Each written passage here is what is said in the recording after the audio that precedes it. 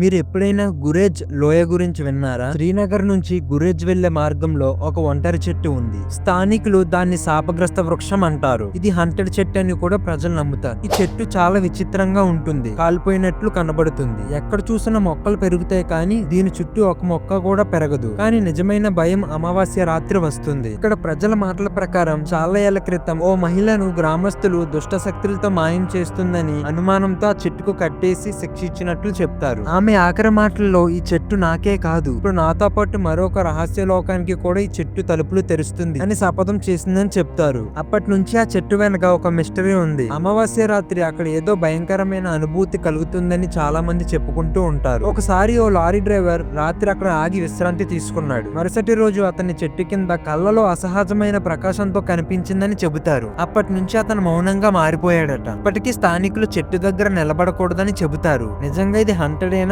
లేక కేవలం ఒక అపోహన? మరిన్ని ఆసకరమైన కథల కోసం లైక్ చేయండి, సబ్స్క్రైబ్ చేయండి. Until next time, stay curious and stay safe.